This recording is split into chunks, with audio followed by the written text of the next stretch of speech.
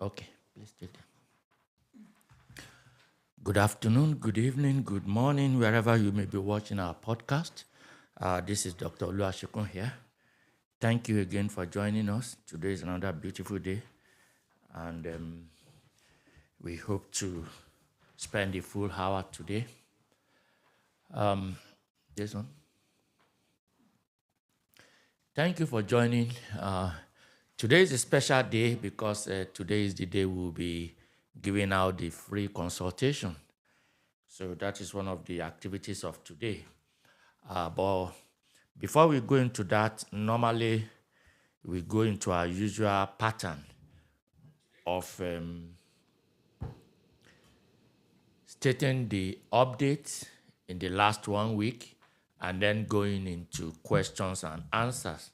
And along the line, we will now go into the free consultation. Now, talking about updates, as we are aware, this administration is not, they are not devoid of regular updates. So we have updates as usual. So today I'm going to talk about 5 updates. The first one, electronic payment is now effective. Today is 29, I believe. It was effective yesterday, October 28th of 2025. So any application that is submitted to USCIS now must be paid for electronically. Effective yesterday, USCIS no longer accept money order or any form of paper check or payment. Every payment now has to be electronic going forward, effective yesterday. Even though we mentioned that before, but I just wanted to remind our listeners that it is now effective. So if you mail any application now, you have to pay for it electronically. Otherwise, it will be rejected for non-payment. The second thing I want to talk about is that now, effective December 26th of 2025, that is a day after Christmas, every non-citizen coming in and going out of the United States are now going to be fingerprinted, and their pictures will be taken. And there will be additional collection. Some people may be wondering, oh, they have been taking pictures before. Yes, they do that only when you enter the US. But now they want to do the same thing when you are leaving the United States. So it's now going to be effective for entry and exit. Right now, I still don't know how they are going to implement that because I know that most of the time when people leave the United States, you don't deal with CBP, you don't deal with any of those people. Usually, you check in with the airline. The airline collect your passport and your information and all of that. So I don't see how this is going to be implemented. But of course, it's been announced that effective December 26th of 2025, every non-citizen coming in and going out of the United States will be fingerprinted and they have their pictures taken. And of course, there may be other form of biometrics collection because the title is actually titled Additional Biometric Data Collection from non-citizens entering and exiting the United States. So that is something I want my listeners to know. The next thing I also want to talk about is that EOIR, that is Executive Office of Immigration Review. That is the office that handles immigration judges, immigration courts, and everything that has to do with immigration in court, not USCIS, in court. They are under the Department of Justice. So they announced the appointment of 11 immigration judges, and 25 temporary judges. You will recall that this administration has actually been using temporary military officials to adjudicate immigration cases, even people who are not trained, people who have no experience with immigration law and all of that. But Now they have appointed 11 new immigration judges, and they have also appointed 25 temporary immigration judges. So those are the immigration judges. We cover states including California, Connecticut, Florida, Illinois, Indiana, Louisiana, Maryland, Massachusetts, Missouri, New York, North Carolina, Tennessee, Texas, Utah, Virginia, and Washington states. Those are the states where those immigration judges will be working. The next update I want to talk about is that the CBP has updated the list of countries that required visa bond countries. As of October 23rd, which was last week, as of October 23rd, 2025, the countries requiring visa bond are now Mauritania, Sao Tome and Principe, Tanzania, the Gambia, Malawi, Zambia. Yeah, that's it. Mali was previously on that list, but Mali has now been removed. So citizens of Mali are no longer required to post a visa bond.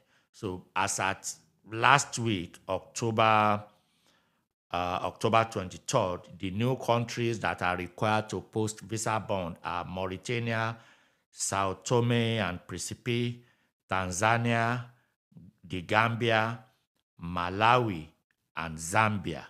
Those are the countries required to post visa bond. Mali has been taken from that list. The final thing I want to talk about, the final update I want to talk about before we go into question and answers, and I believe this is probably the one that will have most significant impact on majority of our listeners, and because that has to do with employment authorization in the United States. Effective tomorrow, October 30, there will be no automatic extension of employment authorization. Effective tomorrow. So today is the last date where there will be automatic extension of employment authorization. You will recall that currently, for people who already have employment authorization and they are applying for renewal, once you submit your employment authorization application and you get the receipt notice usually automatically extend the validity of the employment authorization for at least 540 days, which is, of course, that's about a year and a half. That is to give USCIS an opportunity to adjudicate the employment authorization application. However, the new policy is that effective tomorrow, there will no longer be automatic extension of employment authorization.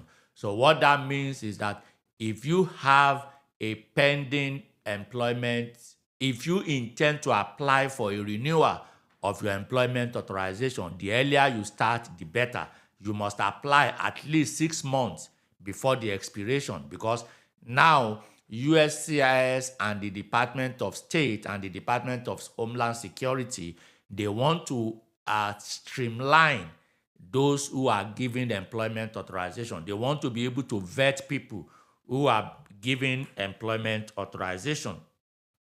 They want to be able to let only people who are supposed to work to be able to work. Can you please help me send the link to this person? Let him know that I'm live. So it is very, very important, because the current policy, which was, of course, the policy of President Biden, that policy will end tonight. We end at 11:59 p.m. tonight, Eastern Time. So effective from tomorrow, if you have a current employment authorization, Go and look at the expiration of your employment authorization. If your employment authorization is going to expire anytime soon, the earlier you submit the application for renewal, the better, because there will no longer be automatic extension. So the era of automatic extension of our employment authorization is going to end tonight. So going forward from tomorrow, there will be no automatic extension of employment authorization. So that is the update that I want to give now, and I think I'm going to go into questions. However, before I go into questions, I have a couple of messages here. Is this part of it? No. Okay.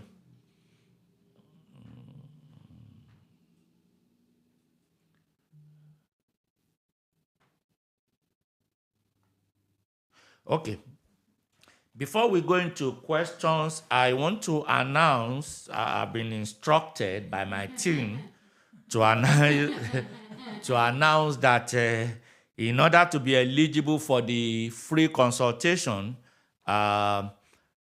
once you go into, you must be a subscriber. It doesn't matter whether you have been a previous subscriber or you are just subscribing today.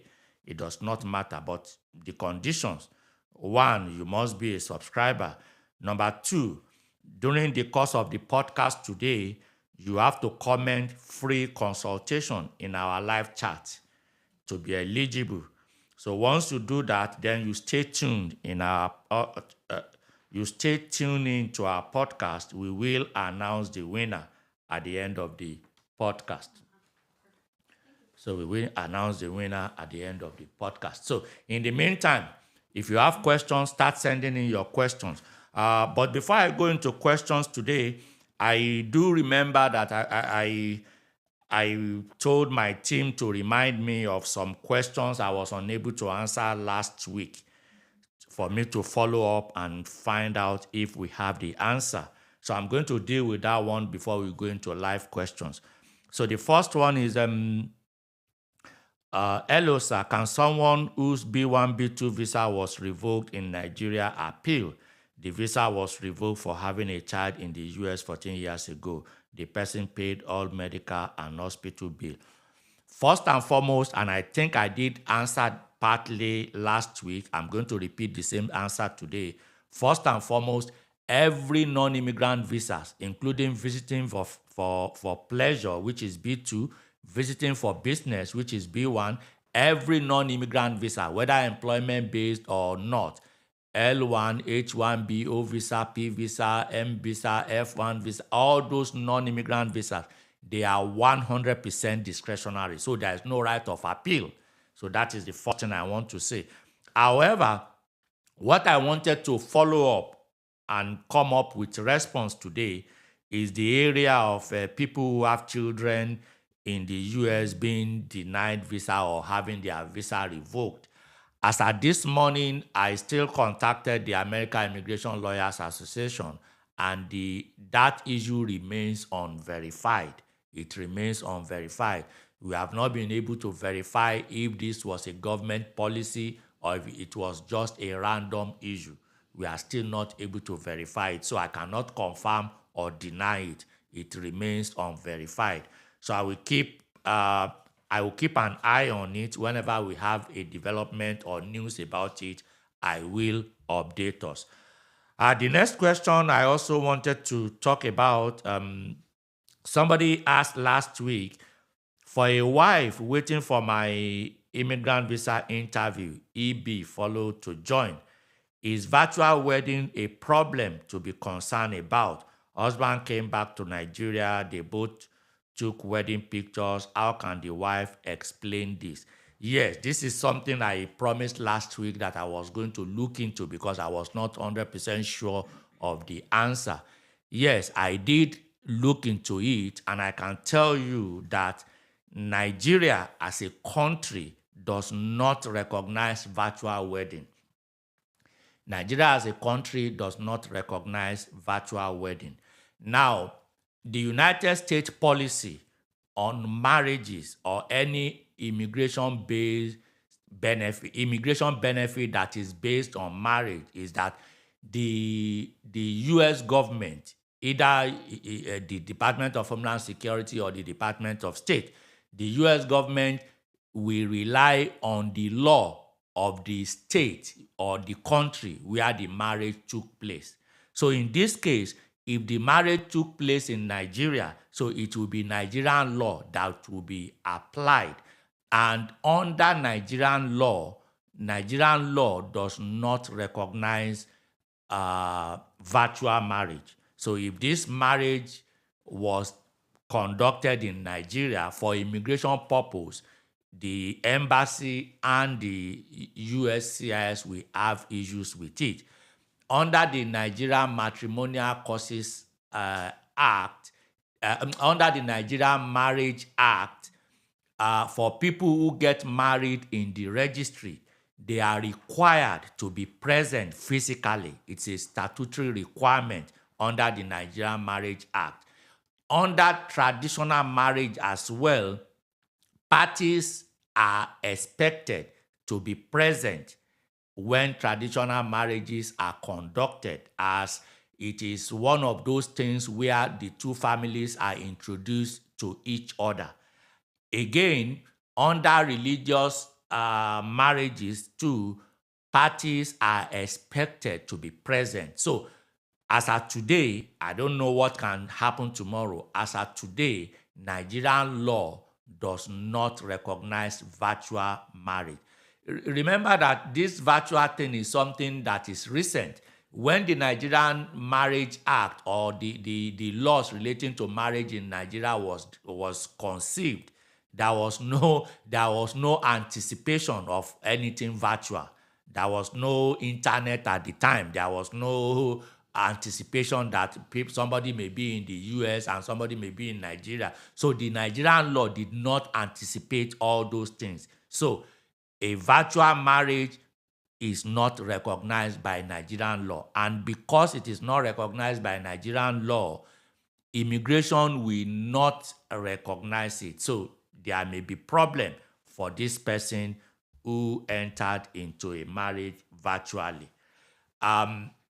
However, all hope is not lost. All hope is not lost, because even if the marriage was virtual, if subsequent action shows a traditional marriage, the only challenge we have will be how to document it. For example, if subsequently the bride or the groom traveled home and then maybe consummate the marriage or perform some other act that now makes the marriage valid, the challenge now will be how to document those things. I mean, consummation is not something that can be documented.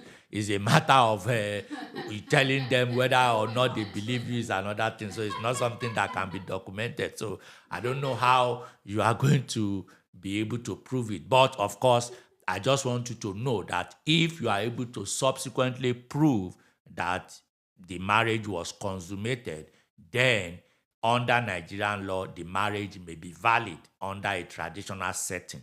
But generally, virtual marriage is not recognized under Nigerian law as of today. So those are the two things I promised to look into, and I've given you the feedback on that. Now let's go into the question and answers for today. Again, if you want to participate in our free consultation, I just want to go over the requirements before we start the question and answers. So I've been told that the requirement is that you must be a subscriber, either old subscriber or a new subscriber. Just be a subscriber. And then in the comment section, you chat a free consultation in our live chat. And then you stay tuned to our podcast. We will announce the winner at the end of the podcast. So, first question for today. Good afternoon, sir.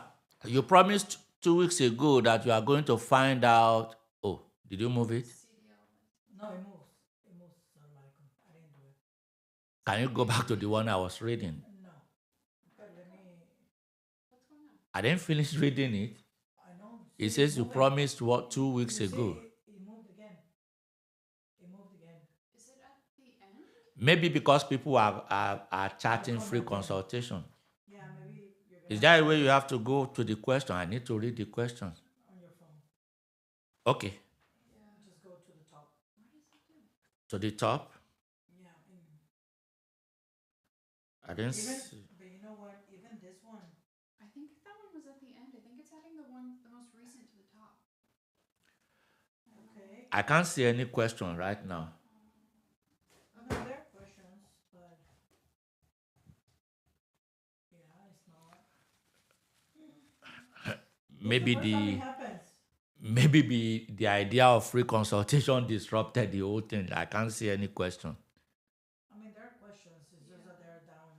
Yeah, there is one I started reading. It says, Yeah. "Sir, you promised 2 weeks ago." That was the last thing I had. It keeps moving, Mr. Olu. I don't know. What if we go back to? No. No. Where did it go? They may have deleted the question too. But I don't think so. Because it will normally show here. That's true. Let's retract it. So how can we get to questions now? I mean, we can start from the ones that are available here. Okay, show anyone that even though I would have loved to read the that's one it. that talk That's about it. 2 weeks ago. Okay, that's a different one. Well, we don't know what's going on with the questions. The question I wanted to read, I couldn't see it anymore. Maybe because of But that people was the start. chatting. This was the one that was posted before. Because I saw that one posted even before. The one that says you promised 2 weeks ago, that was the only thing I read before the thing disappeared. Okay, The CDM can we one just back. start something? Let's see. Yeah. It's on the screen. Okay, this is 2. Where's 1? It just disappeared. Okay, what are the implications for me since I've been away for over 6 months? I think this question is probably something is wrong. Maybe It's moving. we need to stop people from posting the chat No, because Read it from your phone because that was the first one that was posted before we started. this one right here. Yeah, the one that says. Okay, let me read the one that two, shows God here. bless you and your wonderful team. That was the Okay, first one. God bless you and your wonderful team, sir. I'm filing adjustment of status, NIW basis. I'm a male. I changed my name during PhD in Nigeria. My I-140 was approved in the new name as on my passport. Okay. So where is the question? I figure it out. Okay, so Okay. I'm coming. They're being filtered. What? The comments are being filtered. yeah, I don't want us to waste too much time on this. I just need to be able to read the questions and answer it.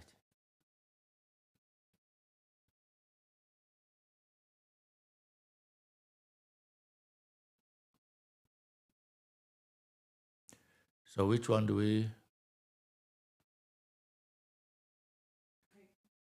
Okay, go ahead. Even the one on the phone, I can't see the remaining. I don't see the questions. It stopped at that point where it says I-140 was approved in the new name as on my passport. So I don't know what the question is. Okay, I think I saw the 2 of 2. Okay. My I-140 was approved in the new name as on my passport. Name on passport. Will I need to add any document on change of name as supporting document? This wasn't done during I-140 petition. Thank you. Oh yes, the answer is yes. You need to, I-140 petition, that is just the petition. That is not an application for green card. It is the stage of the adjustment when you apply for adjustment, either in the US physically by filing I-485 or at the embassy by submitting immigrant visa application. It is at that stage that you need to provide evidence of legal name change. Yes, it is a mandatory requirement. You have to use that. And also you need to remember when you are completing the application form, application for adjustment or application for immigrant visa, you also have to disclose the previous names and then provide documentation of legal name change.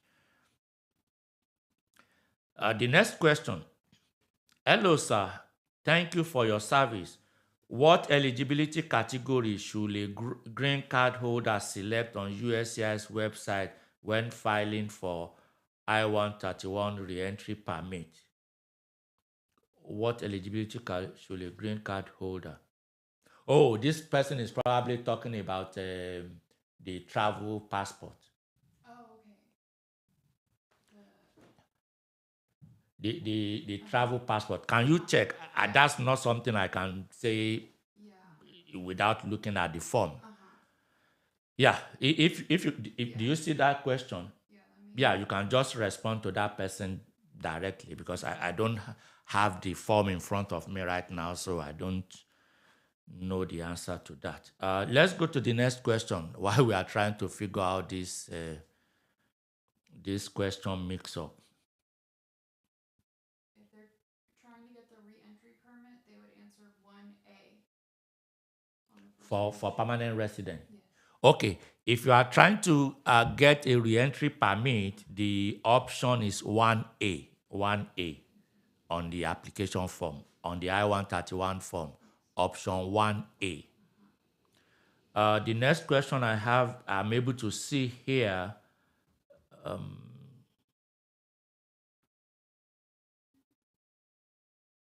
Okay. My daughter, who is in the U.S. Army, filed from I-130 for me since April 2024, and in August 2025, they sent a mail requesting the petitioner, my daughter, to go for biometrics instead of the beneficiary. What's the question? I don't see the question. Do you see what I just read now? If you can look for a follow-up, because I don't see what the question is.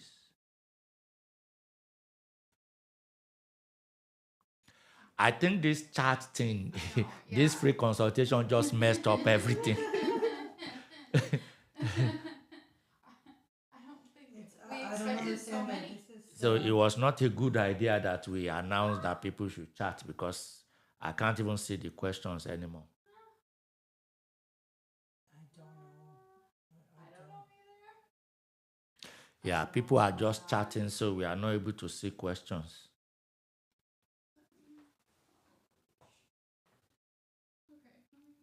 Well, I'm just going to answer this question the best way I can imagine. This person says that my daughter, who is in the U.S. Army, filed for my I-130 for me since April 2024, and in August 2025, they sent a mail requesting the petitioner, my daughter, to go for biometrics instead of the beneficiary. Although there is no question, but based on what I can think of with the fact pattern here, yes, it is possible for petitioner to be requested to provide biometrics, but I can tell you that it is not a good sign. Whenever a petitioner is required or requested to provide a biometrics, it means that there is something in the petitioner's background that requires clarification. Usually there is something called Adam Walsh Act. Under Adam Walsh Act, any U.S. citizen or a non-citizen who want to file a petition for someone must not be convicted of child-related offenses. So anyone who has been convicted of child-related offenses, especially sexual offenses, they are barred from filing a petition on behalf of anyone. And usually, when a petitioner is required or requested to go for fingerprinting, it simply means that USCIS found something that they wanted to clarify. So there is something in the petitioner's background that requires clarification. So it's a cause for concern anytime a petitioner is required to submit about a fingerprinting. But yes, it does happen It simply means that they have questions regarding the petitioner. So that is what it means. I assume that is the question that this person wanted to find out, if it is normal. Yes, it is unusual, but it is normal. It is a normal thing, but it is not a good sign. Whenever they request it, it means that something showed up in the petitioner's background that USCIS wanted to clarify. I hope that this person has not been convicted of Adam Walsh-related offenses. If the answer is yes, the petition is not going to be approved. Okay, the next question I can see here, even though I cannot even see anyone on our screen anymore, but the one I can see on my phone here, good day, Dr. Asekun and the team. Part 1, a marriage-based application was made on July 30. I don't know the year. August 1st, case received. August 8th, request for evidence. August 8th, schedule for biometrics appointment. August 29th, I was scheduled for an interview. October 6th, I attended an interview with my spouse. October 10th, second interview requested.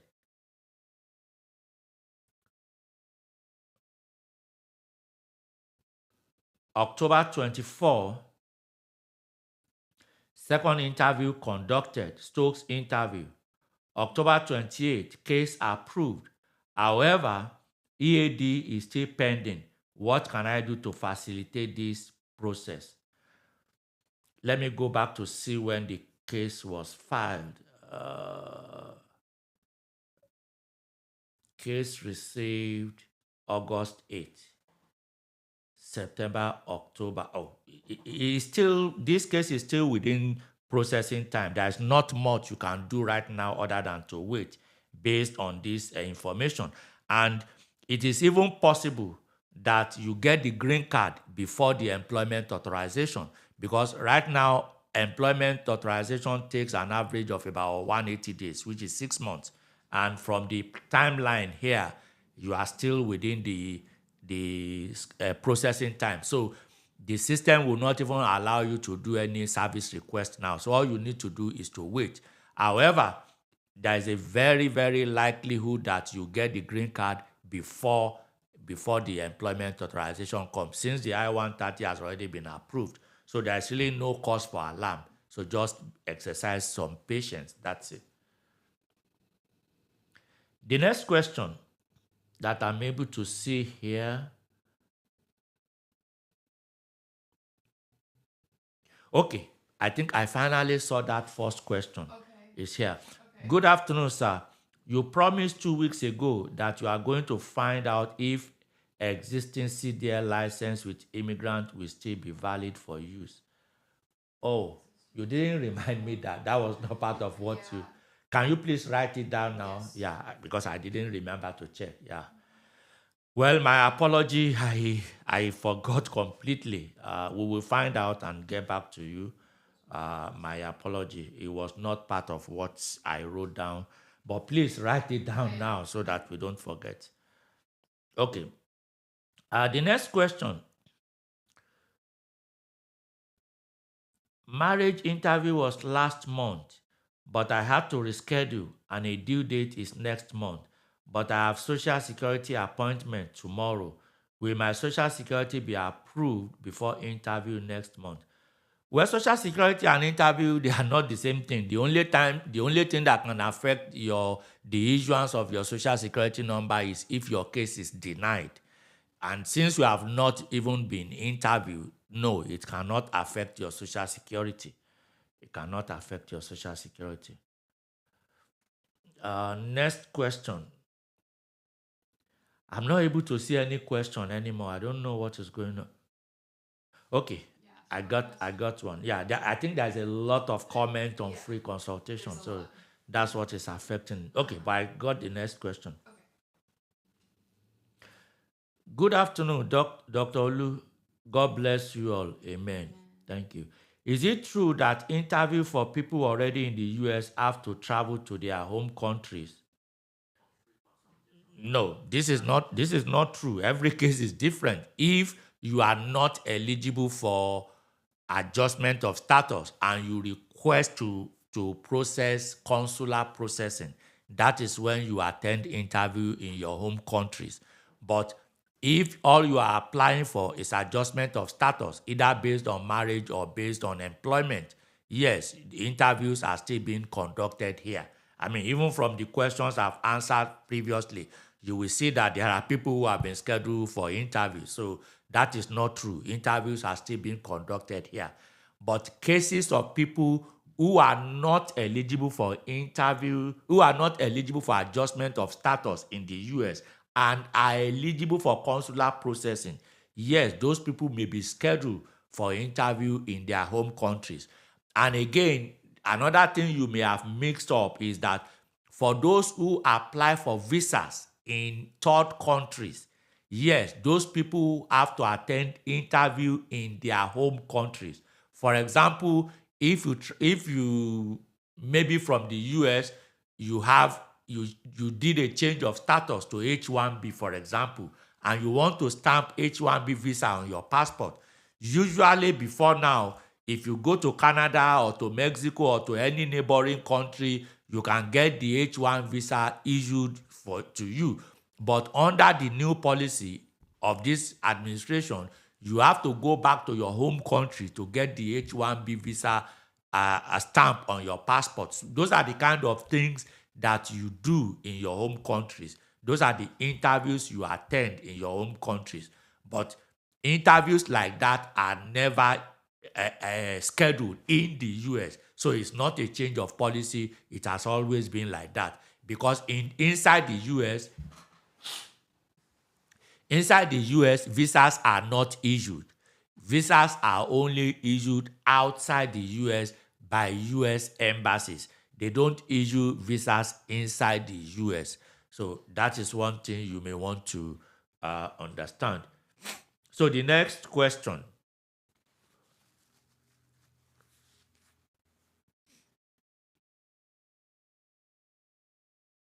Yeah, I think this free consultation thing really messed up a lot of. We're trying to figure it out, but Okay, I found another one. Hi, Dr. Olu. USCI sent an RFE to my friend saying that her joint sponsor is not qualified. However, the AGI is 55K annually, which is above poverty line for two households. Do you suggest sending over? What does sending over mean? I don't understand. The issue is that USCIS can request for they can reject affidavit of support I-864 for various reasons. The adjusted gross income is only one of them. If the application itself is not properly completed or even signed by the sponsor or the joint sponsor, that could be a reason. So it is not enough to just look at the adjustment gross income. You have to look at the form I-864 itself. Look at how it was completed. Were all questions answered? Was the application signed? Were the supporting documents attached? Because it is not enough to submit I-864. If you are submitting I-864, you have to also ensure that whoever is the sponsor also provide evidence of legal status. If the person is a U.S. citizen, born U.S. citizen, birth certificate will be enough. If it's a naturalized citizen, copy of the certificate of naturalization. In addition, you have to provide the tax return, which will show the adjusted gross income. In addition, you have to provide the previous year's 2000 and the previous year's W-2 if the person is employed. And more importantly, you have to provide recent pay stubs, recent pay slip, because somebody may have a job last year and not have a job now. So it is not enough to provide the 2024 tax return and not provide recent payslip. So it may be rejected for a number of reasons. So adjusted gross income is just one of them. So you have to ensure that every other thing is complete before you send them in. So it may have been rejected for a different reason other than the adjusted gross income.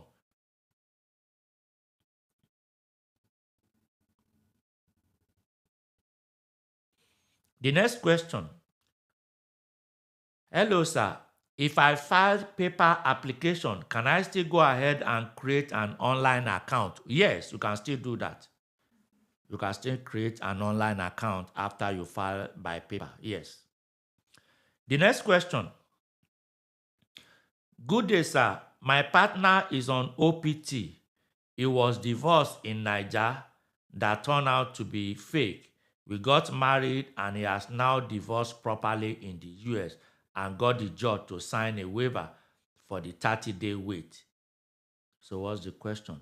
Do we have to remarry to resubmit I-130? Okay, very good question. This is a very common question, especially in light of all the recent challenges with a divorce decree from Nigeria. Now, the answer to your question depends on the state where you live, where the state where the marriage was conducted here in the US and the state where you live.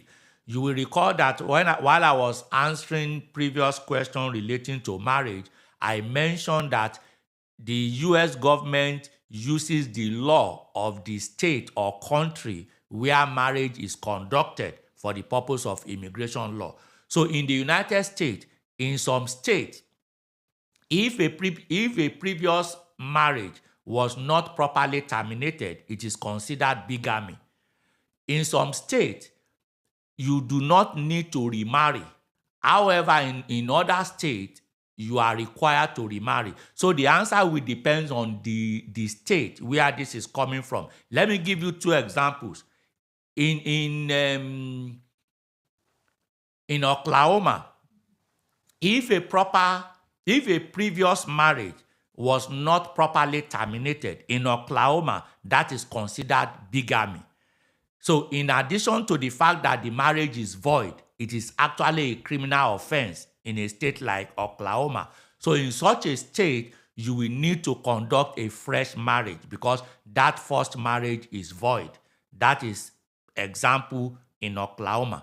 Now, a second example using Texas. In Texas, the law is that if a previous marriage was not properly terminated and an applicant enter into a new marriage, that new marriage is void. That new marriage is void.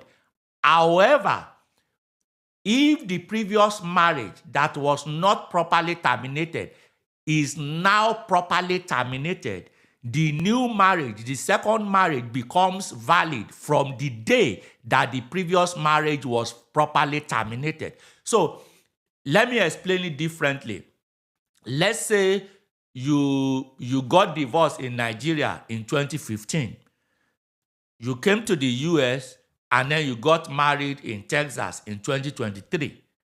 Now, it turns out that the divorce from Nigeria was not valid. You now refile a new divorce in Texas in 2025. Whenever the new divorce becomes final, let's say the divorce becomes final October 15, 2025, under Texas law, you do not need to enter into a new marriage.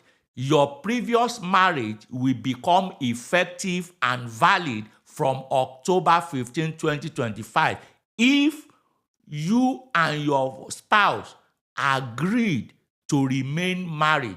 You have to have that understanding because remember, the non-proper termination of your previous divorce has rendered the marriage void. So in order for the marriage to be valid, both of you must agree to continue to remain married, and your marriage will become effective from the day that the divorce became final. So under Texas law, you will not need to do a new marriage, but you will need to file a new petition because any petition, any I-130 petition that you file prior to October 15, 2025, using my example, that petition will not be approvable. It will be denied. So in order for the petition to be approved, even though you don't need a new marriage, but you will need a new filing after the date that the divorce become valid, your marriage becomes valid. So it depends on the state where you got married. It is the law of the state that controls. So you need to find out what the law is in your state in order to determine whether you need to remarry or not. The next question. This question is for people waiting for their green card application to be approved. What is the question? I've not seen any question here.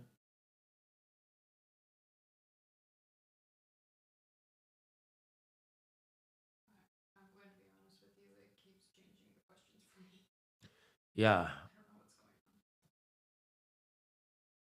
going on. Well, I will just answer the questions I'm able to read.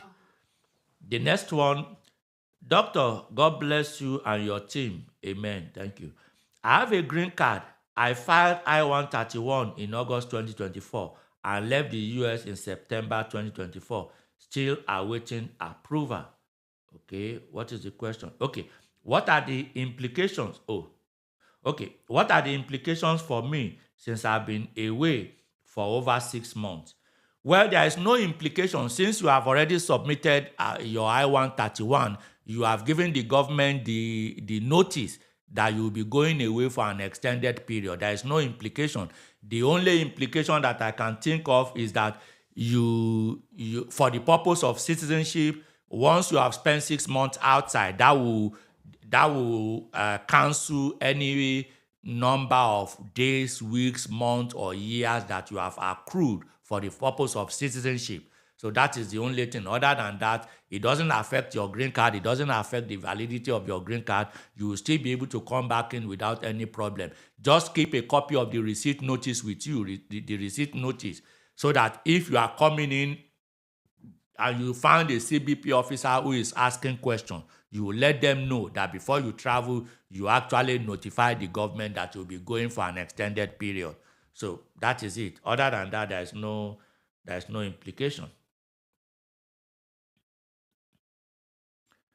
The next question.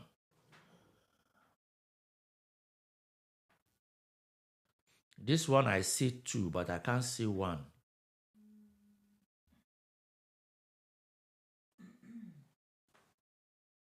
And the two seems to be a continuation, so I don't know how I can. Oh, you see it as well? No, which one?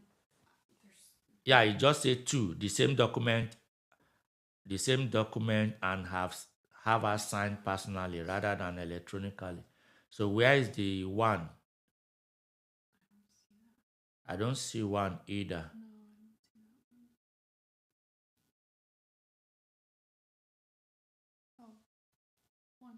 Trust God, Dr. Olu sent me an RFE to my friend. This is a continuation from one that you answered. Which one? This one? No, this one right here. The one about the joint sponsor. So that's a continuation. So scroll. Okay, let me go back to the first one. Okay. Okay. I, Dr. Olu, USCI sent an RFE to my friend saying that her joint sponsor is not qualified. However, the AGI is 55K annually, which is above poverty line for 2 households. Do you suggest sending over the same document and have her sign personally rather than electronically? Shall we also include in cover letter? Please, we need your guidance. God bless you. I think I've answered this question. Yeah. They need to make sure that the IA64 is completed properly. Yeah. Answer all the questions, and then the applicant must sign the IA64. Then the supporting document must be included. The supporting documents include evidence of citizenship, tax return, transcript of tax return showing the adjusted gross income, W2 W2 from the previous year showing the annual income, and then recent pay slip. If this person is not in employment, if this person is self-employed, then the person should write a letter in the business name indicating that he or she is self-employed. So all of these things have to be included. And they can't sign electronically. Then you, like I said, the applicant has to sign, not electronically. This is an affidavit. It cannot be signed electronically for this purpose. So those may be the reasons why they were rejected. Adjusted gross income is only one consideration when they are reviewing affidavit of support. Can I see your phone right quick, please?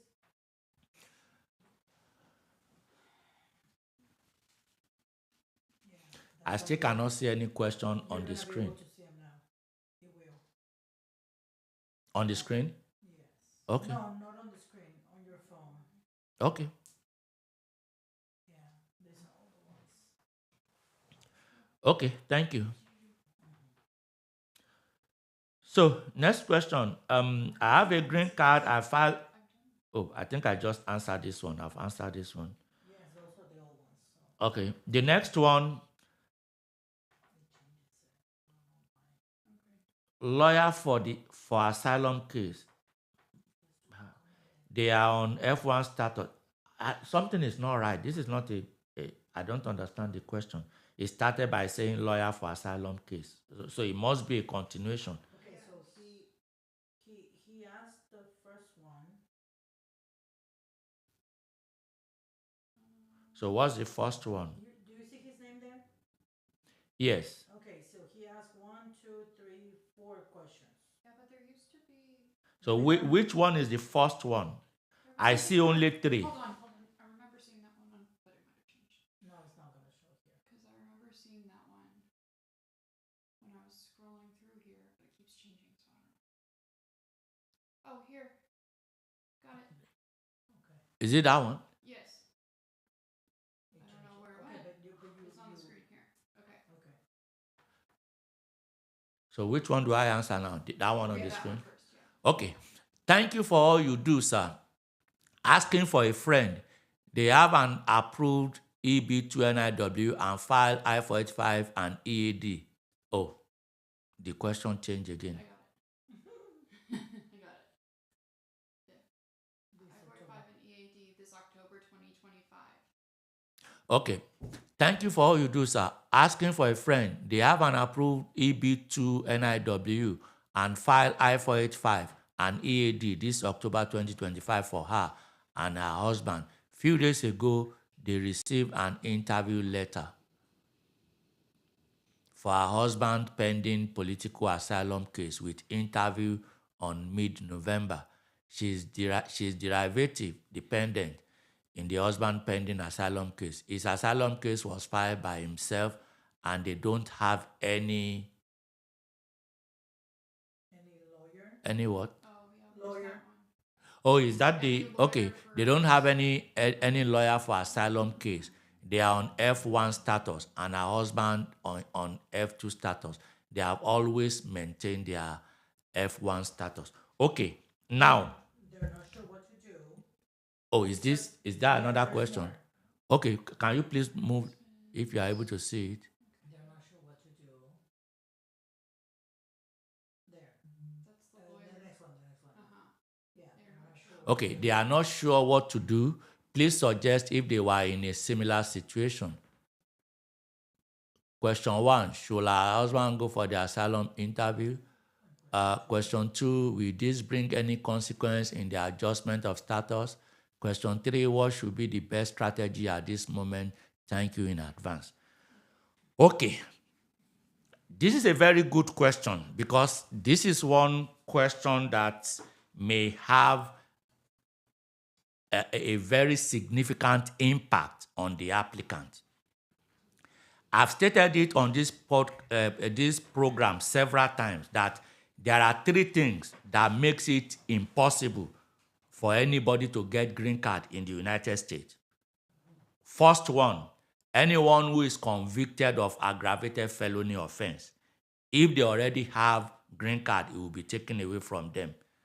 Second person, anyone who immigration determine has entered into a marriage for the purpose of evading immigration law. Simply means if you are caught that you enter into arranged marriage, the law says no petition shall be approved. That is the language of the law.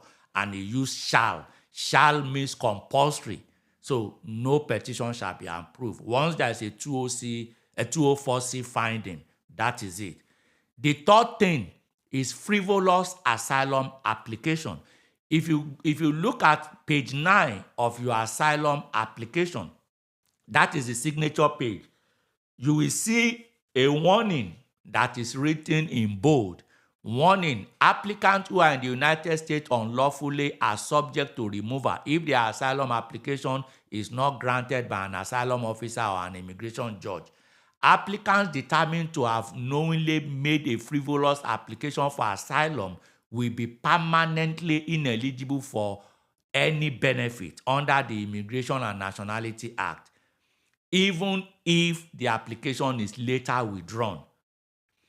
You may not avoid frivolous findings simply because someone advised you to provide false information. All these warnings are clearly stated in the asylum application. So now, going back to this question, the first thing to determine is, was this a frivolous application? If it is a frivolous application, now, what does it mean for an application to be frivolous? It simply means that the story was fabricated. It was something that never happened. It was a fabricated story. Now, because interview has not been conducted, it is unlikely, I'm not saying it is impossible, it is unlikely that immigration will be able to determine that the application is frivolous since interview has not been conducted. Because of that, my advice to this person is write a letter withdrawing your asylum application. In that letter, include a copy of the I-485 application for permanent resident that is pending based on the approved employment-based petition. So explain in your withdrawal that you are withdrawing this asylum application because you now have a path to obtaining legal permanent resident in the United States. Attach a copy of the I-485 receipt notice. Because you already have an interview date, if you mail a copy of, since you don't have a lawyer, if you mail a copy of this withdrawal letter, I will still advise you to show up on the interview date to physically present another copy to the officer and let the officer know why you are withdrawing the asylum application. Assuming you have a lawyer, your immigration lawyers have direct communications with officers in matters like this. Your lawyer will have been able to help you to formally withdraw the asylum application. But because the question says you don't have a lawyer, write a letter withdrawing the asylum application. Include in the letter the explanation as to why you are withdrawing, and let that explanation be you are withdrawing because you have a path to obtaining legal permanent resident in the United States, and then attach the I-485 receipt notice to it. Mail it out by certified mail so that you have proof of delivery. However, because the date is closed, you can't be sure that the officer will have the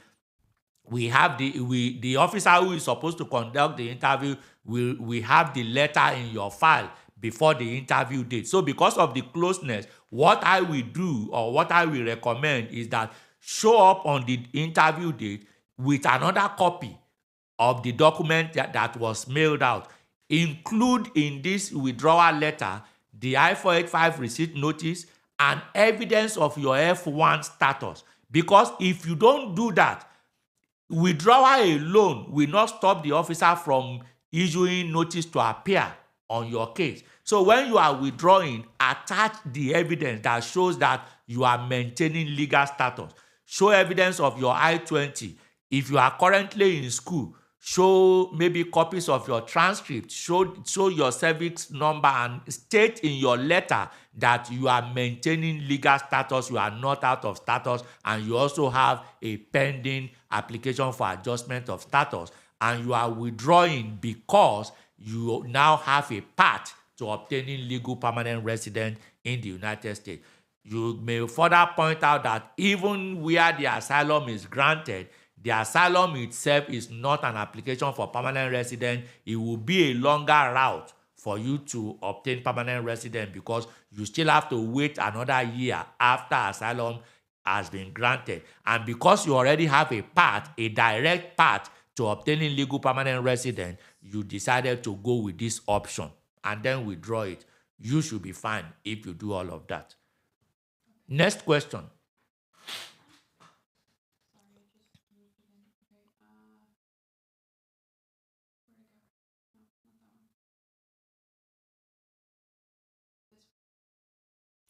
Is it that one? Yes. Okay. Good afternoon, sir. Thank you, sir, for all you do for us. Amen. God bless you real good. Amen.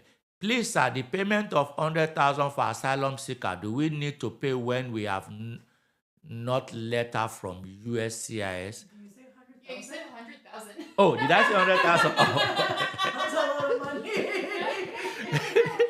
money. Maybe I was thinking about Trump's H-1B gold card. Okay. The payment of $100. Well, what I would advise you is that if you have an online account, log into your online account. If you are required to pay it, you should have received a letter in your online account, and then you go ahead to pay it. I believe that the deadline to pay it is tomorrow. Is it tomorrow or Friday? It's 31st. No, they're giving them 30 days to pay it once they get the letter. Okay. So I've been told that once you get the letter, you have 30 days to pay it. So go log into your online account. If you have to pay it, you will see a letter already uploaded into your online account. And then you go ahead and pay it. And also, just to make sure that if they don't have an online account, their address is current. That they've changed their address. Okay, yes, that's a very good reminder. If you don't have an online account, it is important to ensure that your address is current, because remember that by policy of the U.S. government, the United States Postal Service are not permitted to forward immigration documents. So even if you move and you do a change of address at the post office, you will still have your immigration document returned. So if you don't have an online account, ensure that your address is current. If you have moved, file Form AR11, change of address. Ensure that your address is current with USCIS, because if you don't have an online account and they mail the document to you and you didn't receive it, this may lead to your asylum being pretermitted, and you don't want that to happen. Next question, please. Good afternoon, sir. Please, my VAWA case is still pending since 2020. Do you have any idea when this will be finalized? They only gave me 5 years employment. Is that a continuation? Okay. Can you please check the current processing time? Is there a processing time for VAWA? It's 42 44 months. 44. 44 months is how many years? That Just under 4. 3.66. Yeah, it's just So an application that has been pending since 2020 has actually gone outside the processing time. Yeah, so unfortunately for VAWA, you can't even call them. But I think VAWA has a special email to do a service request. It's only for attorneys. For lawyers. Yeah. Oh, it's only for lawyers. Okay. You could write to them. Well, the only thing you can do is to write a letter to them, because you can't reach VAWA office through telephone or any other means. The only means to reach them is to write a letter to them. But if you have a lawyer representing you lawyers have a direct communication with VAWA office, so they can contact the VAWA office on your behalf to let them know that your case is outside of processing time. And additionally, they can do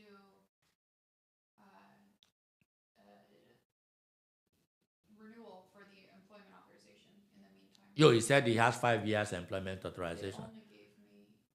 Yeah, 5 years employment authorization. They just started issuing that last year, That's true, so you're right. that one will not expire yet. You're right. Okay, next question, please. How long does it take BIA to Respond to your appeal. How long does it take BIA to respond to your appeal? Well, there is no specific timeline, but from experience, BIA could adjudicate an appeal between 6 months and 2 years. So there is no specific timeline. Every case is different, especially for non-detained. For detained cases, yes, BIA is very, very prompt. They will issue decision within 1 month to 3 months, between 30 days and 90 days. If the respondent is detained, yes, between 30 to 90 days. For non-detained, between 6 months and 2 years. That is the timeline. But there is no specific fixed period. Next question.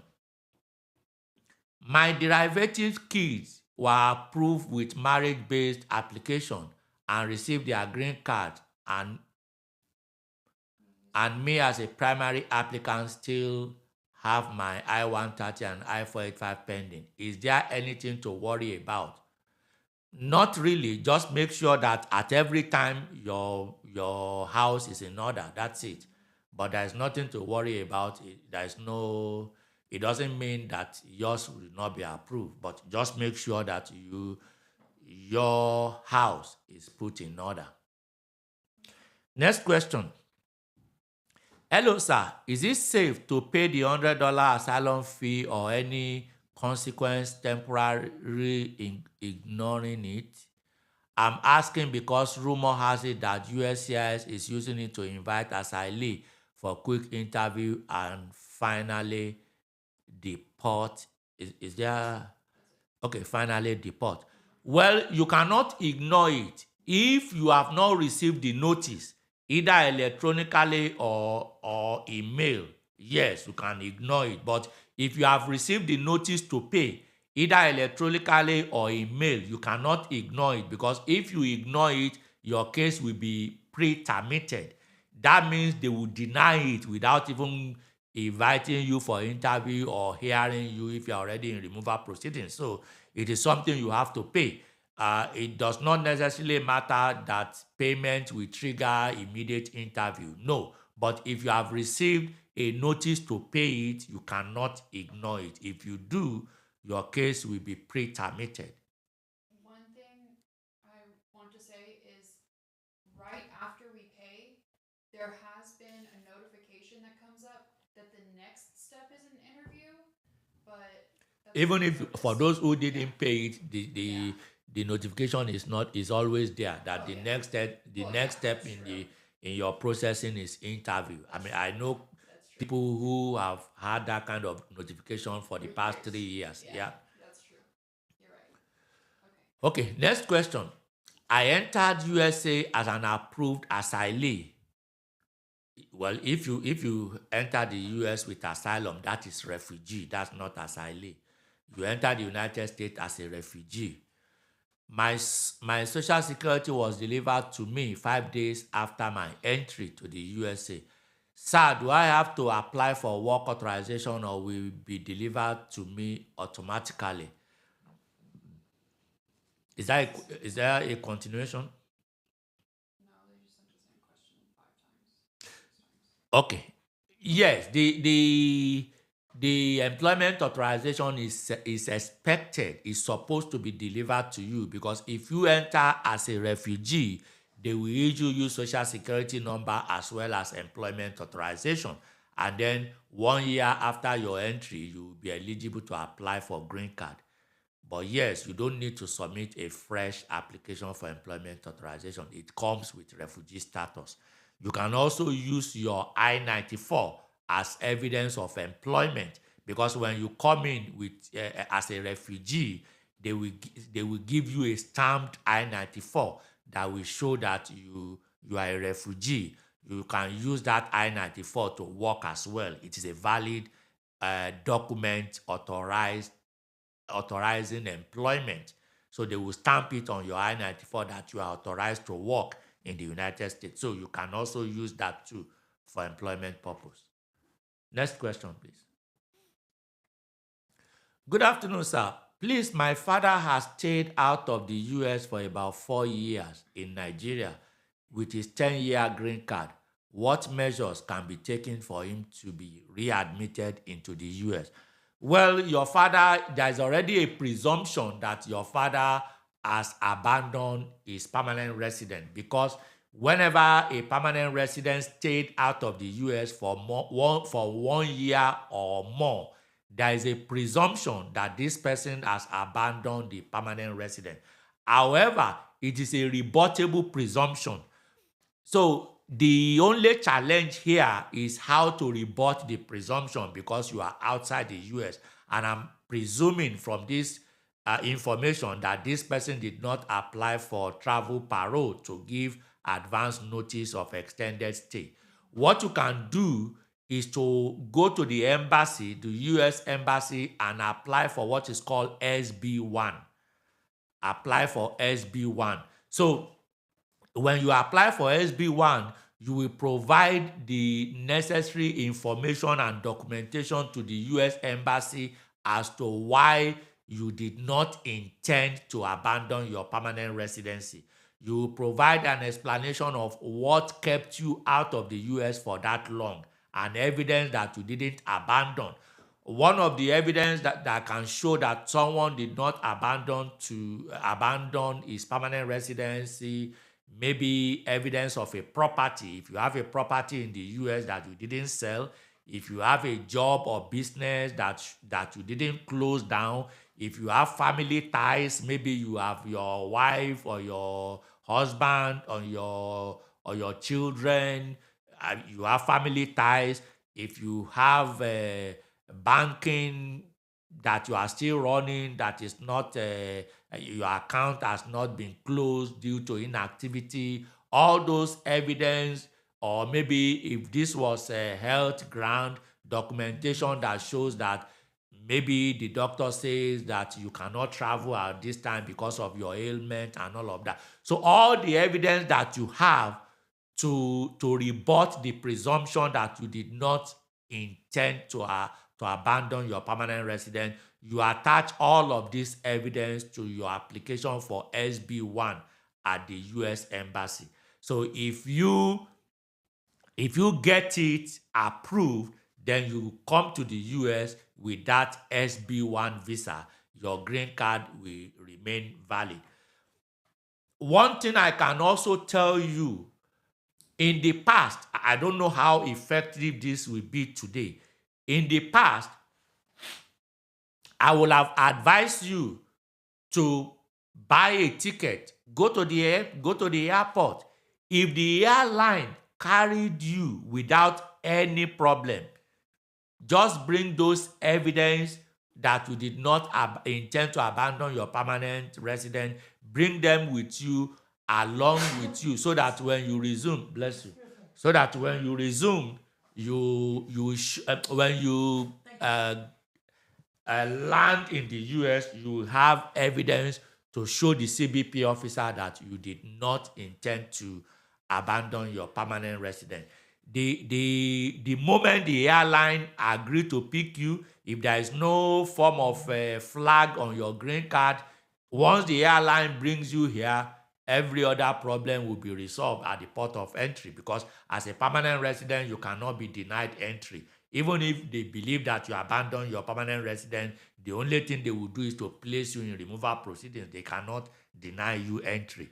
So those are the options that you have if you have stayed in Nigeria for 4 years. Next question, please. Oh, can you please tell people to comment only once for the free consultation? There are people that have commented over 20 times. Okay.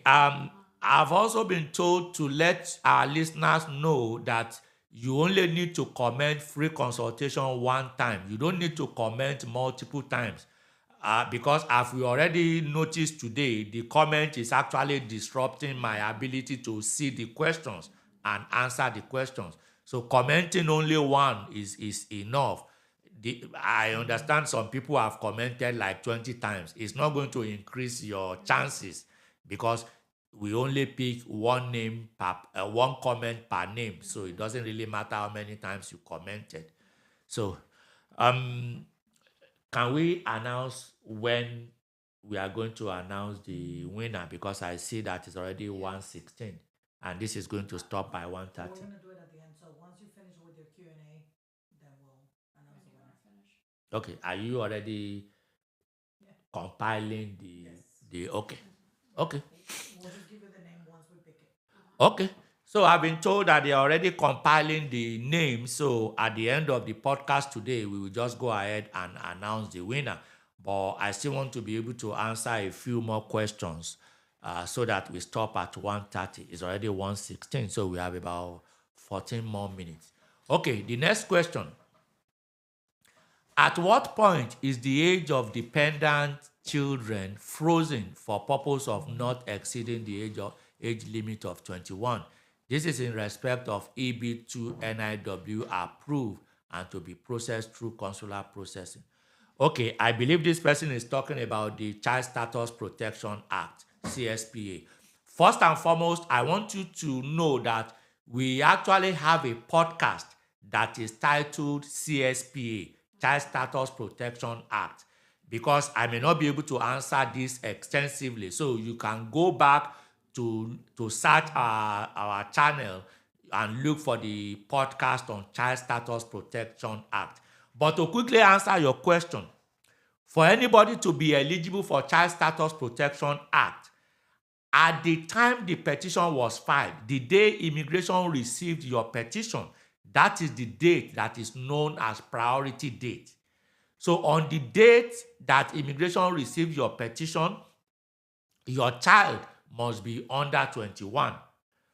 Now, depending on your category, on that your priority date, was visa available? If visa was not available, Child Status Protection Act may still be available for you for as long as visa becomes available before your child turns 21. Let me explain it. Let's say you file your, employment-based petition, October, what's today's date, 28, 29? 29. Okay, let's say you file your employment-based petition October 29, 2023. Visa was not available. Maybe by your child was 19 years at the time. Now it is 2025. Your child turned 21 by May of 2025. So the question is, as at May of 2025, is visa current for your category? If visa was not current, then your child will not be covered by Child Status Protection Act. Because in order for the Child Status Protection Act to be applicable, visas must be current as at the date that your child turned 21. This is usually helpful for family cases because for family cases, immediate family of a U.S. citizen, it doesn't matter whenever visa becomes available, because for immediate family, there is no visa availability issue. It is only processing issues that can cause delay. So Child Status Protection Act is always available. But for employment-based, visa must be current as at the date that your child turned 21. Visa must have been current. Your petition must have been filed before your child turns 21. And thirdly, you must apply for immigrant visa within 1 year after visa becomes current. So if all those three conditions are met, then your child will be covered under Child Status Protection Act. Next question, please. So it disappeared, but the next question was asking when is it appropriate to file mandamus for asylum? Well, for me, I will never advise a client to file mandamus for asylum because asylum has element of discretion. For anybody to be eligible for asylum, you must show that you have suffered past persecution or you have a fear of future persecution by the government of your country or by someone that the government is unwilling or unable to control. And then, even if you meet the requirement for asylum, asylum is also granted in the exercise of discretion. So, something that is discretionary, if you sue the government over it, especially an administration like the Trump administration that we all know that is vindictive, they may choose not to use their discretion in your favor. To be honest with you, I'm talking from experience. In fact, I have pending cases where I went for interview with a client who applied for asylum, and then the immigration officer did not approve the asylum. The immigration officer issued a referral notice. In the referral notice, the officer admitted that the client met the requirement for asylum, but he is not going to approve it in the exercise of discretion. That is something that I've experienced. That is something that I'm still dealing with even as we speak today. So, because of that, under this administration, is it advisable to file mandamus? I will say no. If your petition or application does not require discretion, if it is just a purely statutory issue, yes, you can file mandamus if they have delayed for too long. For example, if you are married to a U.S. citizen and your spouse filed a petition on your behalf, I mean, that is within your spouse's right as a citizen. For as long as you meet the requirement, USCIS cannot deny it in the exercise of discretion. So an application like that, if it is unduly delayed, can I file mandamus? Yes, and I do it all the time. So I will recommend mandamus in such a situation. But for an asylum case that requires discretion, I will not recommend mandamus. That is my opinion. Next question, please.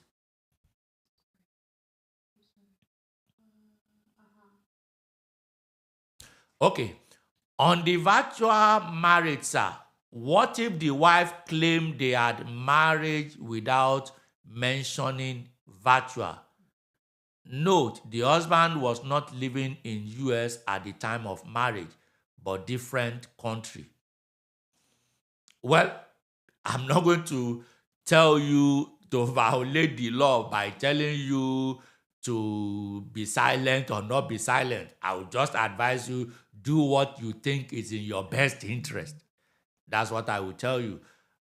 But I also need to warn you that if you don't disclose and they found out, it will still have the same consequence. They will still deny it, and they may even now accuse you of misrepresentation.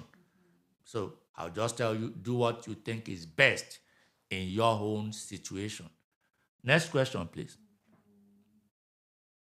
Hi, doctor. Wanted to find out how long does it take BIA to respond to I-130 denial? I think I've answered that. Yeah. That the processing time is between 6 months and 2 years. But of course, if it's a detained case, it's usually between 30 and 90 days. The next question. Doctor, myself and my husband entered the US through visiting in 2022. I did asylum within 1 year. Up till now, they have not called us for interview. Is it not getting late? No. It's normal. It's because of the backlog. There are tons and tons of backlog. There are people in front of you. If you have just filed in the last 2 years, There are cases that has been pending much, much longer. So there's nothing to worry about.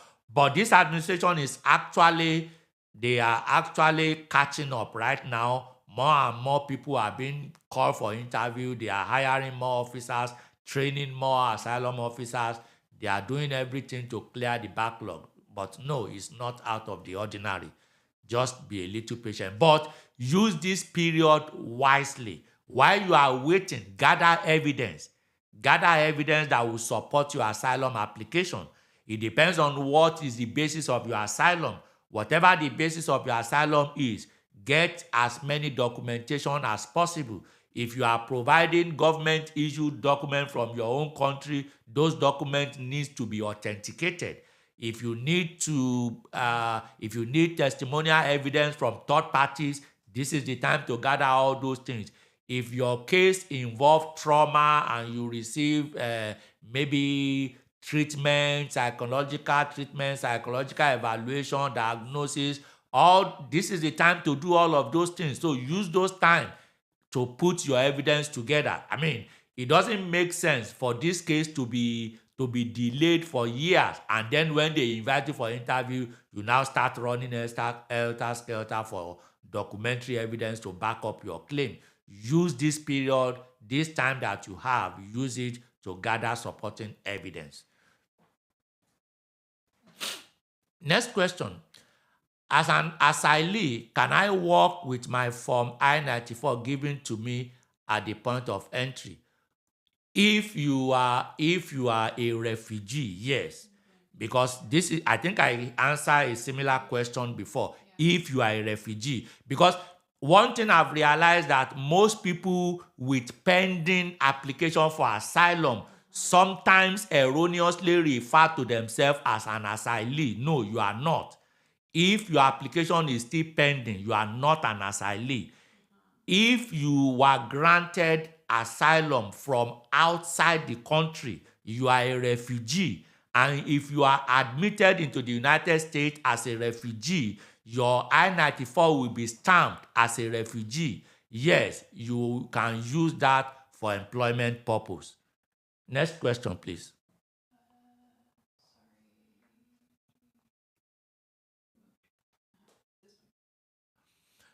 Okay, I'm a Kenyan married to a Nigerian. One of my kids is a US citizen. We all currently reside in the US. Do I need to add my citizen child while filing my application for US visa lottery or no? Well, you have to declare all of them. If they ask for all your children, yes, you have to declare them. That doesn't mean you are applying for them. In fact, if I recollect correctly, it's been a long time that I completed a DV lottery application on behalf of client. But if I recollect correctly, I think there is a question that asks whether the child is applying with you or not. But yes, if you are required to list all your children, you still have to list your American citizen children. But you can indicate in a parenthesis not applying with me, but you still have to list them. Next question. Good day, sir. I've traveled with my parole. Can I still use it travel next year? Will I be allowed to come in if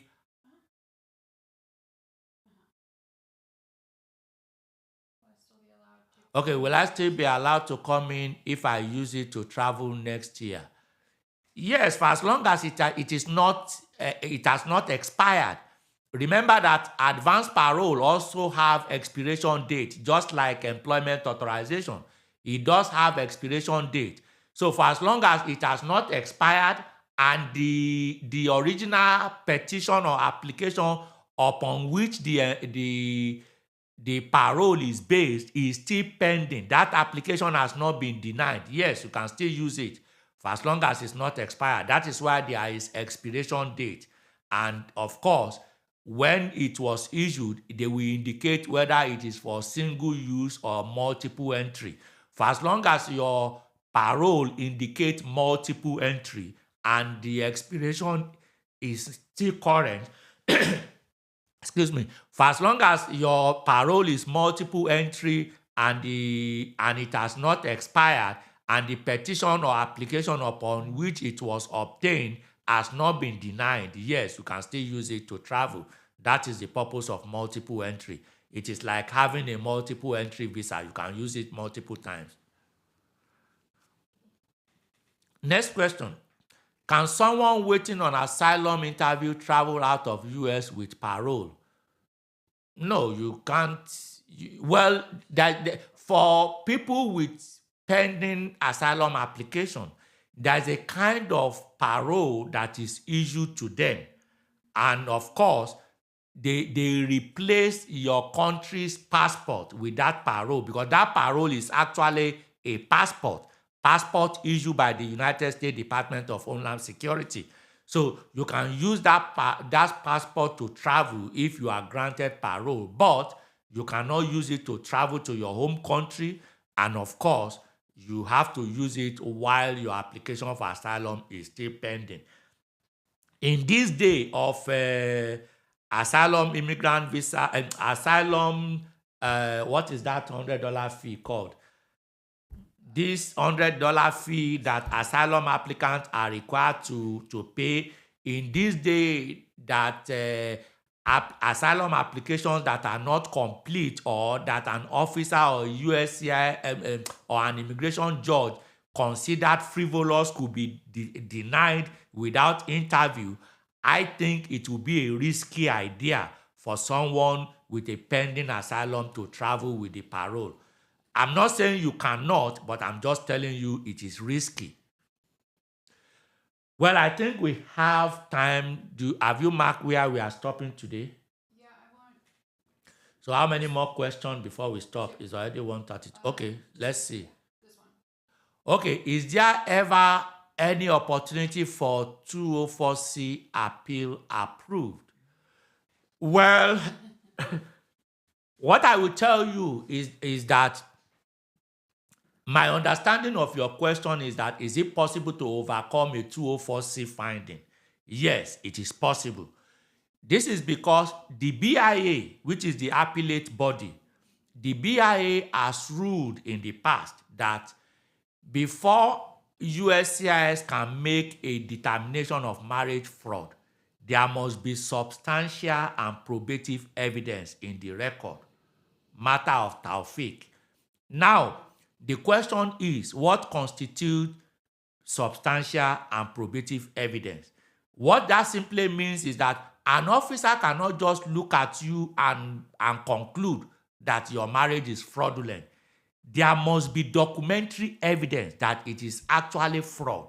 This is one of the reasons why they conduct Stocks interview, where the interview will be audio video recorded so that they can have that evidence on record. This is one of the reasons why they conduct unannounced site inspection, site visit, and they ask the petitioner or the beneficiary to go through interview and have sworn statement so that they can have substantial evidence.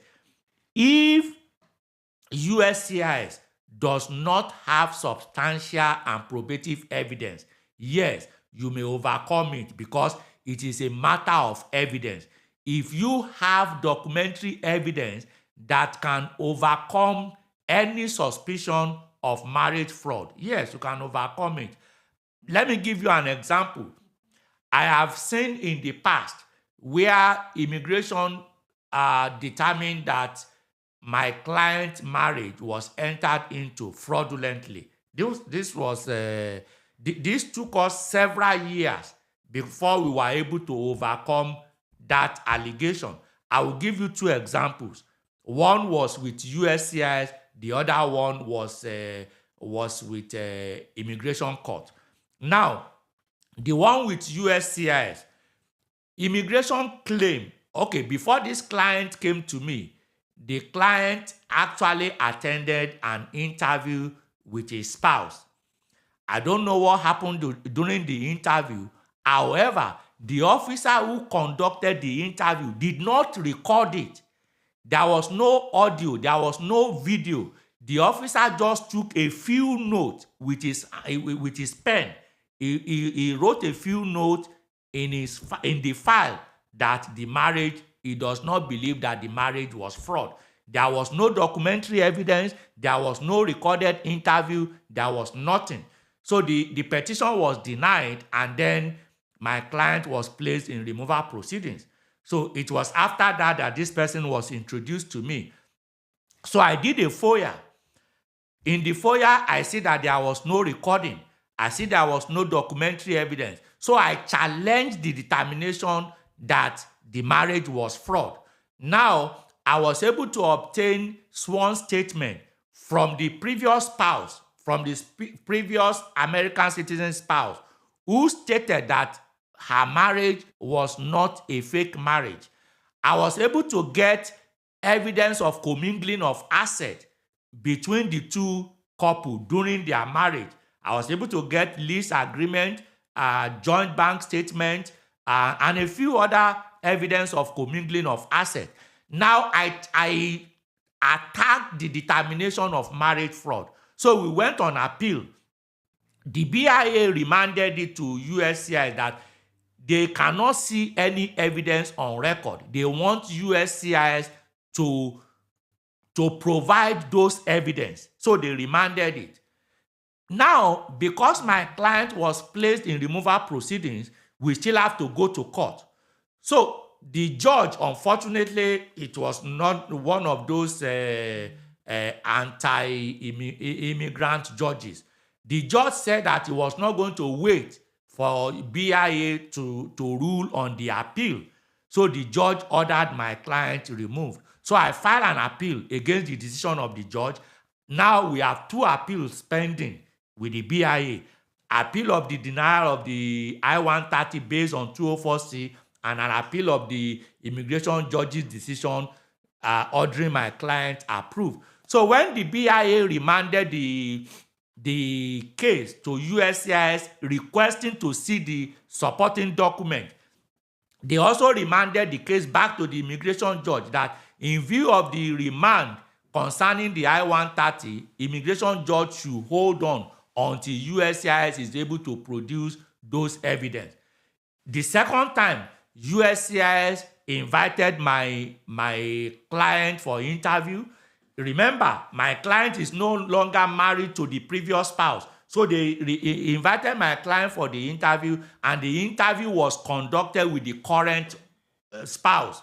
So after the interview, they issued notice of intent to deny again, referring to the previous marriage, and they denied it again. So I filed an appeal again because that does not show any substantial evidence of fraud, because we are talking about the previous marriage, not the current marriage. So I filed an appeal again. So again, the BIA remanded it back to immigration. Look, you have not provided substantial evidence of this fraud. You cannot just come to a conclusion that a marriage is fraud without providing the evidence on the record. We cannot find anything on record. So this case, long story short, because I see that I'm spending a lot of time on this case, but it is important that my listeners understand it. Long story short, the USCIS denied it the second time, and I filed an appeal. So by the third time, the BIA themselves, they were now chastising USCIS. They went ahead to approve the I-130, and they concluded that there is no evidence of fraud. So that is one way in which I was able to overcome one of such cases. Another example, in a case that was in court. Now, by the time the case got to court, my client has actually filed a VAWA, and a VAWA application was pending. Of course, I was not involved in the initial I-130 filing and denial. I was not even involved in the filing of the VAWA. But by the time the client came to me for removal defense, because my client was already in removal defense when they came to me, so the VAWA was already pending.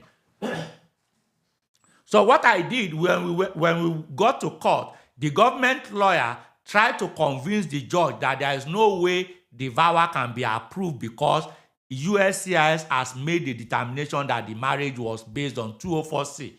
So I countered the argument, and I told the client that I want the judge himself to review the marriage and determine if the marriage was fraud or not, rather than rely on blanket statement from the government lawyer. Luckily, the judge agreed, and a date was set to determine whether the previous marriage was a valid marriage or a marriage based on obtaining immigration benefit by fraud. So we set a hearing date. On that day, I put my client in the witness box. All kind of questions was asked from my client regarding the marriage. My client was cross-examined by the government lawyer. Even the judge also cross-examined my client. And at the end of the day, the judge came to a conclusion that he does not believe that the marriage was fraud. And then the judge granted our continuance to wait for the VAWA to be adjudicated. Long story short, the VAWA was approved and my client was able to apply for green card in court. Yes, is it possible to overcome 204C finding? Yes, it is possible, but you need to have substantial evidence, because the burden is not on you. The burden is on the government to show substantial evidence of marriage fraud. That is why they do all these talks interview. That is why they do audio video recording. That is why they do site inspection. That is why they do separation interview. That is why they pull a lot of things. That is why they issue notice of intent to deny. So once they do all of that, the burden now shifts to the applicant to prove that the marriage was actually legit. Now, the last question, please.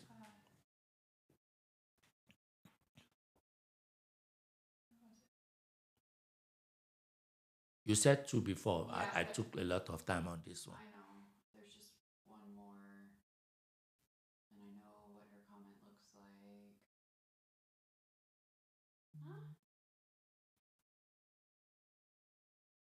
It's this thing that keeps moving. I'll know it as soon as I see it though.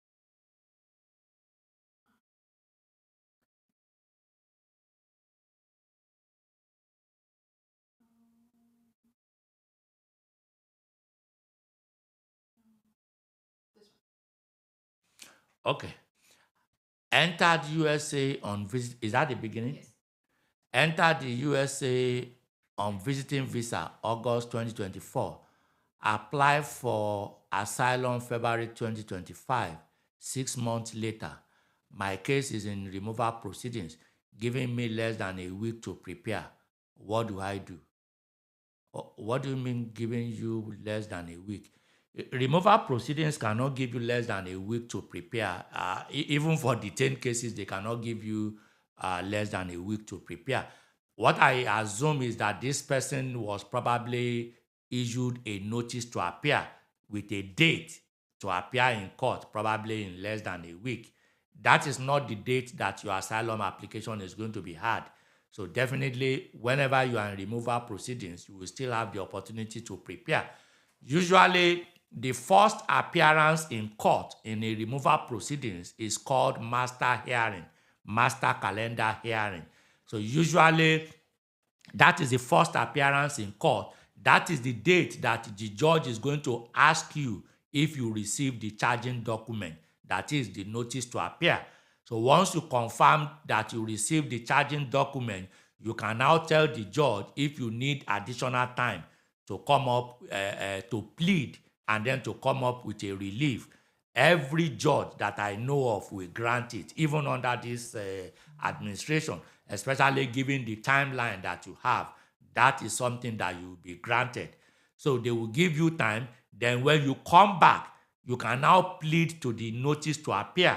The notice to appear is the one that usually have about 4 or 5 allegations. Allegations in this format. You are not a citizen of the United States. You are a citizen of so country. You entered the United States on or before so date with authorization to remain until so date. You remain in the United States beyond the date authorized. Or in some cases, if you entered without a visa, the application will say the notice to appear will say something like you entered the United States without admission maybe at an unknown port of entry, and you did not then have any immigrant visa or other valid documentation allowing you into the country. So those are the kind of allegations in the NTA. So the first time you appear in court, you don't even need to plead to that allegation if you have not received enough time. So you can tell the court that you need time to review the information against you, or even time to get a lawyer, to hire a lawyer. So any judge will give you. So that 1 week thing is not the day that the case is going to be over. Okay, I think we have to stop here today. It's already 1:45, and we are still going to go into the selection of the free consultation. So does somebody want to come here? Okay, So has it been announced? it's on the screen. The last question that you answered. She was actually the winner. That's why we went to her question. Oh, okay, that is the winner. Yeah. Oh, okay. That's why we answered her question last. So what's the modality? Do I announce the winner? Yes. So I'll have to announce the name. And then tell her to contact us on this number so we can schedule the appointment. Okay, can you show quickly that write the she's- number? You have the pen? Oh, it's right there. On the thing. And she should screenshot her homepage of YouTube to show that she's her. That she's a subscriber. Yeah. What's the name? I understand that we have a winner for the free consultation. We have a winner for the free consultation. And our winner for the free consultation, I'm going to give you a number to call to schedule the consultation appointment. And as we promised, you will get the consultation appointment between today and Tuesday. And she needs to send us a screenshot of her subscription. Yeah, just write all the conditions. As I'm announcing the winner, I will announce all the terms. So we have a winner for the free consultation, and the free consultation is going to be between today and Tuesday. Okay, thank you. Okay. The winner of our free consultation for this month is this Silo? Asylum. Okay, Silo C. Muchindu. Silo C. Muchindu. The name is posted on our page. Silo C. Muchindu is the winner of the free consultation. Now, in order to get the free consultation, please text this number 817-891-6655. 817-891-6655. Text a screenshot of your subscription to this number, and then should they call the same number for appointment to schedule the appointment? I will now refer her to. Okay, yeah. You can also call the same number for appointment, to schedule the appointment. As we said, we will accommodate you between today and Tuesday. So the winner again is Silos.